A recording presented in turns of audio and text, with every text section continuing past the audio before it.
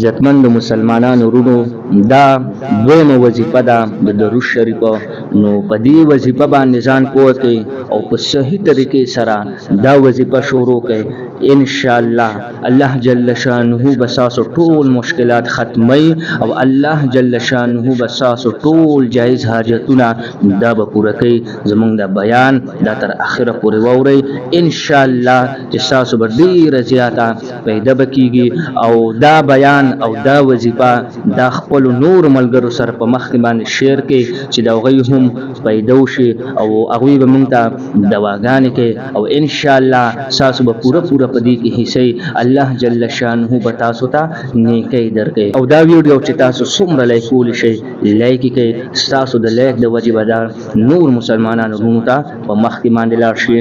او عزتمند ورونو راځو وظیفې طرف ته. خو یو مختصر واقعه دا تاسو ته بیانوم چې د درود شریف په باره کې دا یو نوجوان وفات شو. نو دی بزرگ دا نوجوان په خوب کو لیدو تاسو ترې نو کړو چې الله جل شانه تاسو سره سم معاملې وکړه. دی نوجوان ویل چې الله جل شانه ما ته بخنه وکړه. نو دی بزرگ ورته ویل چې ته خو ډیر بدعمل وي او شراب به اسکل دا د ګناه به کوله په کوم عمل الله جل شانه تاسو بخنه وکړه. نو دی نوجوان ورته ویل چې ما به هر ورځ په نبی علیه الصلاۃ والسلام باندې درود شریف ویلو. څومره به ویلو 1000 مرتبه ما به درود شریف ویلو او 2000 به ویلو. عزتمند ورونو تاسو چې هم څومره زیات درود شریف ویل شي درود شریف وایي. د موز پابندي کوي چې د موز 15 وخت موز کوي.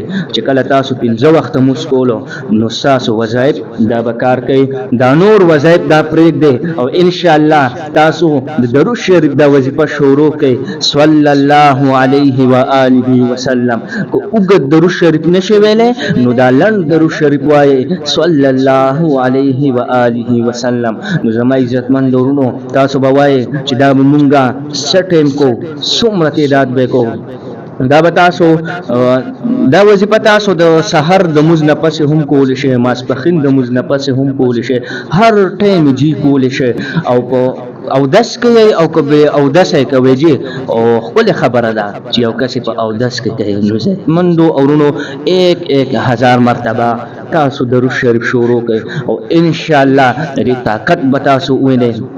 الله جل شانه بساسو رزق دا پراخه کی او الله جل شانه بتاسو ته بند دروازې دا بکولاو کی د ډېر غټ طاقت ته. او چې کله هم دوا غواړي د دوانه مخ کې او رستو درود شریف وای. عزتمند ورونو چې کله د یوې دوانه مخ کې او رستو درود شریف ویل شي الله جل شانه دغه دوا دا نرد کوي. الله جل شانه دغه دوا دا قبلې. عزتمند ورونو چې کله هم دوا غواړي مخ کې ترنه درود شریف وای. چې کله دوا ختم شو پوره شو اخره کې بیا درود شریف وایا دا دوا د الله جل شانه نرد کوي. نو ان شاء الله نور وظایف هم تاسو ته درکو. نو زموږ چینل سبسکرایب کړئ او نور ملګرو سره زموږ دا چینل په مخ کې باندې شیر کړئ.